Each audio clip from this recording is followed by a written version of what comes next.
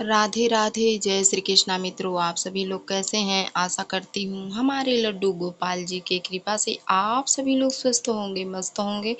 और आप सभी लोगों को इंदिरा एकादशी की ढेरों सारी शुभकामनाएं। दोस्तों, आज की वीडियो में हम आप सभी से यही बात करने वाले हैं कि 2024 में इंदिरा एकादशी कब की है।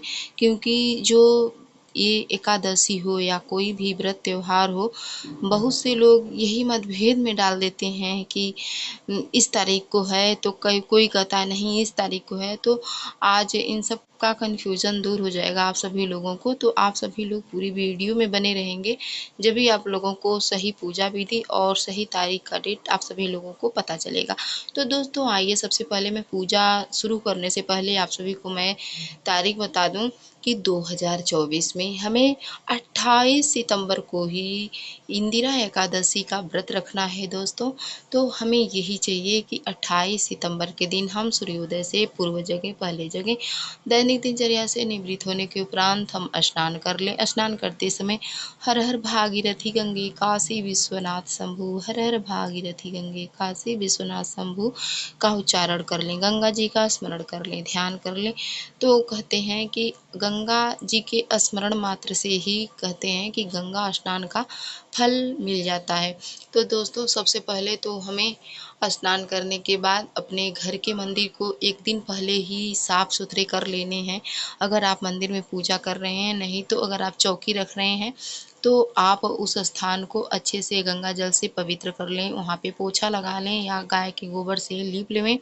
और इसके बाद वहाँ पे हम एक लकड़ी का चौकी रखें। इसके बाद वहाँ पे भगवान जी के विग्रह रखें। अगर आपने लड्डू गोपाल जी या शालिग्राम भगवान जी की सेवा ले रखी है तो आप उन्हें पंचामृत से स्नान कराएं, दूध दही घी शक्कर से आप स्नान करा करके फिर इसके बाद गंगा जल से ज़रूर, साफ जल से ज़रूर स्नान कराएं, स्वच्छ जल से।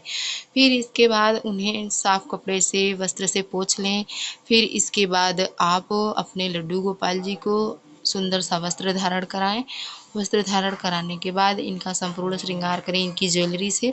जैसा कि आप लोग देख सकते हैं, कान और नाक, हाथ के कड़े, बांसुरी सब पहनाएं। भगवान जी को मुकुट दें, माथे पे मस्तक पे धारण कराएं और भगवान जी को तिलक लगाना बिल्कुल ना भूलें। और आज के दिन हमें ये चाहिए कि भगवान जी के समक्ष एक दीपक प्रज्वलित करें, अखंड दीपक ही रहना चाहिए दोस्तों। आप सभी लोग देख सकते हैं अखंड ज्योति। और इसके बाद भगवान जी के समक्ष एक कलश की स्थापना करना चाहिए। और कलश की स्थापना में हमें यही चाहिए कि कलश में हम कंठ में मौली बांध लें कलश के, और सात्विक बना लें। कलश में दोस्तों हमने गंगा जल, सुपारी एक का सिक्का और पुष्प, अक्षत के रूप में हमने तिल का प्रयोग किया है। क्योंकि एकादशी व्रत में चावल का प्रयोग नहीं होता, तो अक्षत के रूप में आप तिल का प्रयोग कर सकते हैं, सफ़ेद तिल का।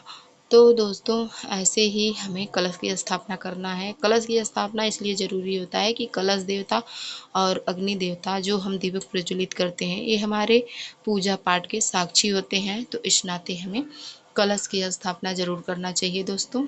और फिर भगवान जी को कहते हैं कि आज के दिन जैसे हम जो जो भी पाएँ वही भगवान जी को पवाएँ।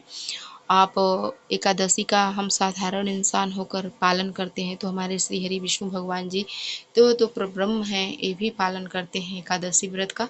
तो आज के दिन भगवान जी को अन्न का भोग न लगाएं, क्योंकि आप अन्न तो पा नहीं रहे, फल पा रहे हैं, तो आप फलों का ही भोग लगाएं भगवान जी को। तो हमने भी केले का, संतरा और ये नाशपाती का, खीरे का भोग लगाए हैं भगवान जी को। और नारियल का भोग अगर हो सके तो आप ज़रूर लगाएं, क्योंकि नारियल जो है एक पवित्र फल माना जाता है। सभी फलों का राजा जो है नारियल है।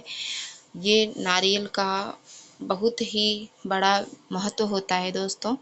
तो हर एक पूजा पाठ में या किसी मांगलिक कार्यक्रम में नारियल का होना अति आवश्यक माना जाता है। तो आप नारियल भगवान जी की पूजा पाठ में ज़रूर सम्मिलित करें दोस्तों। तो ऐसे ही हमें पूजा पाठ संपन्न करने हैं। और पारण का जो समय है दोस्तों, तो हमें 29 सितंबर को ही पारण करना है दोस्तों।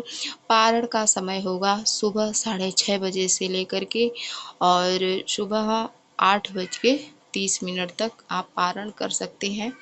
और इसके बाद आप जैसे द्वादशी तिथि में आप सभी को पता है कि एकादशी का पारण होता है, त्रयोदशी तिथि में नहीं।